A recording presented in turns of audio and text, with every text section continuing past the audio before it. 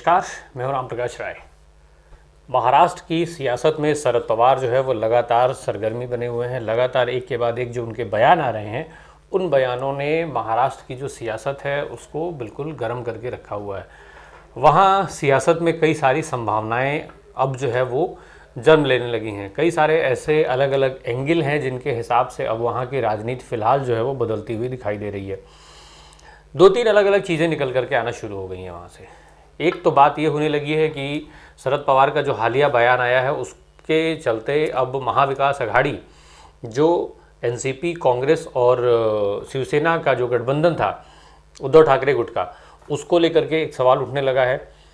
साथ ही साथ सवाल ये भी उठ रहा है कि आखिर शरद पवार इस तरीके के बयान दे क्यों रहे हैं, क्या वजहें हैं इसके पीछे।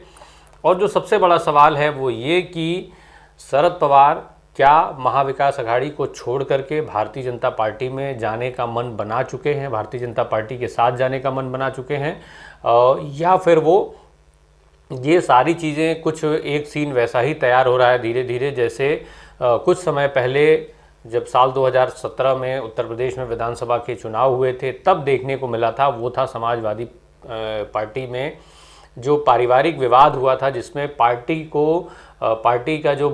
की जो बागडोर थी उसको हस्तांतरित करने के लिए वो सारा विवाद उस समय हुआ था। कुछ वैसा ही सिचुएशन जो है वो एनसीपी में भी देखने को अब आना शुरू हो चुका है।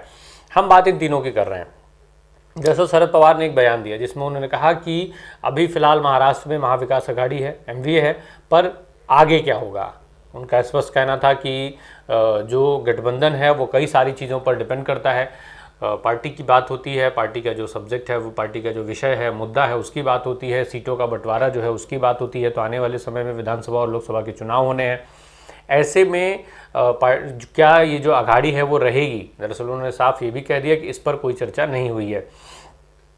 हालांकि उन्होंने ये भी स्पष्ट कर दिया कि वो चाहते हैं कि महाविकास अघाड़ी रहे, वो एक साथ मिलकर के काम करें, पर ये निश्चित नहीं है। तो ये शरद पवार का जो बयान था वो बड़ा बयान है। इसके बाद एक चीज़ और होती है, वो जो अभी महाराष्ट्र के मुख्यमंत्री हैं एकनाथ शिंदे का इस पर उनकी एक प्रतिक्रिया भी आती है। एकनाथ शिंदे का ये कहना है कि शरद पवार बड़े नेता हैं, अनुभवी नेता हैं, बेहद गंभीर नेता हैं। वो जो कुछ कहते हैं वो सोच समझ करके कहते हैं, उनकी कही हुई हर एक बात का कुछ ना कुछ मायने होता है। ऐसे में अब जो उन्होंने कहा है अघाड़ी के भविष्य को लेकर के, एकनाथ शिंदे ने कहा कि अघाड़ी का भविष्य जो भी हो, पर शरद पवार ने जो कहा है वो बेहद महत्वपूर्ण है और वो गंभीर नेता हैं, तो इसलिए उनकी चीज़ों को समझा जाना चाहिए और वो काफ़ी इंपॉर्टेंट चीज़ें हो जाती हैं।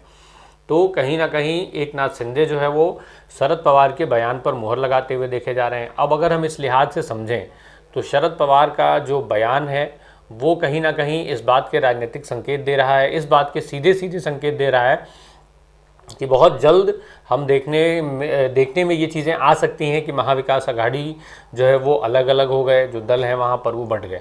हालांकि इन सबके बीच डैमेज कंट्रोल करने के लिए जो शिवसेना उद्धव ठाकरे गुट हैं उनकी तरफ से जो उनके मुख्य मीडिया के चेहरे हैं संजय राउत, वो सामने आते हैं, वो बयान देते हैं कि महाविकास अघाड़ी में सब कुछ ठीक चल रहा है, सारे लोग एक साथ हैं और हम मिल करके ही आने वाले चुनाव भी लड़ेंगे। इसके बावजूद भी जो चर्चाओं का बाजार है वो ठंडा नहीं होता है, चर्चाओं का बाजार और ज़्यादा गर्म होता जा रहा है। बार बार ये बात हो रही है कि शरद पवार पिछले कुछ दिनों से जिस पद्धति पर चल रहे हैं, जो चीज़ें कर रहे हैं, वो आखिर क्यों कर रहे हैं। खास करके शरद पवार में तब से तेज़ी देखी गई, इस बदले रुख में तब से तेज़ी देखी गई जब से नीतीश कुमार को कांग्रेस ने आगे किया। नीतीश कुमार जब राहुल गांधी से मिले तेजस्वी यादव के साथ, तो नीतीश कुमार के ऊपर बाकी दलों को विपक्ष की एकता में एक मंच पर लाने की जिम्मेदारी दे दी गई, उनको कन्वीनर बना दिया गया इस चीज़ का। अब उसके बाद से लगातार देखने में आ रहा है कि शरद पवार जेपीसी के मुद्दे पर कभी अलग जो बात कर रहे थे, उसके अलावा वो अडानी से 2-2 घंटे मुलाकात कर लेते हैं। इसके अलावा अब इस तरीके की बात कर रहे हैं कि जो अघाड़ी है वो रहेगी कि नहीं रहेगी। तो अब इसको लेकर के सवाल उठने लगा है कि क्या नीतीश कुमार की जो बढ़ती वैल्यू है उससे शरद पवार परेशान है और शरद पवार नहीं चाहते हैं कि कांग्रेस जो है वो नीतीश कुमार को आगे बढ़े। दूसरा सवाल ये भी है कि क्या जो अघाड़ी की बात हो रही है या शरद पवार जो ये चीज़ें कर रहे हैं, अब शरद पवार अघाड़ी इसलिए छोड़ना चाहते हैं कि वो अगर चूँकि अवस्था के हिसाब से अब वो चाहते हैं कि उनकी पार्टी की जो बागडोर है वो उनकी अगली पीढ़ी के हाथों में जाए। ऐसे में अजीत पवार की दावेदारी बड़ी है। सुप्रिया सूले जो है वो चूँकि लंबे समय से शुरू से ही केंद्र की राजनीति करती आ रही हैं और महाराष्ट्र के लोकल की पॉलिटिक्स जो है उसमें उनका बहुत ज़्यादा इंटरफेरेंस कभी ना रहा नहीं। वो पकड़ उनकी रही नहीं जिस पकड़ के लिए अजीत पवार जाने जाते हैं। अजीत पवार जो है वो महाराष्ट्र की राजनीति में बेहद अहमियत रखते हैं। शरद पवार की तरीके का उनका रोल रहता है। वो जोड़ तोड़ की राजनीति करना जानते हैं। वो अपने कार्यकर्ताओं से सीधे जुड़े हुए हैं, ज़मीन से जुड़े हुए नेता माने जाते हैं। और साथ ही साथ जो तमाम सियासी गणित है पार्टी को बनाए रखने और लोगों को अपने साथ जोड़े रखने के लिए, उसमें वो माहिर माने जाते हैं। ऐसे में जो बागडोर के हस्तांतरण की बात हो रही है वो भी एक बेहद इंपॉर्टेंट फैक्टर हो जा रहा है। और ऐसे में शरद पवार को ज़रूरत होगी भाजपा की। अगर शरद पवार अपने पार्टी का बंटवारा ना करा के पार्टी को किसी भी एक हाथ में सौंपना चाहते होंगे तो उसके लिए उनको भाजपा की ज़रूरत पड़ेगी, क्योंकि भाजपा अगर ऐसा नहीं होता है और अगर शरद पवार बागडोर जो है अजीत पवार को सौंपते हैं तो ऐसे में सुप्रिया सूले के लिए मुश्किलें खड़ी होंगी कि सुप्रिया सूले फिर क्या अजीत पवार के साथ मिलकर के काम कर पाएंगे। अगर पार्टी की बागडोर सुप्रिया सूले के हाथ में जाती है तो अजीत पवार शांत नहीं बैठेंगे।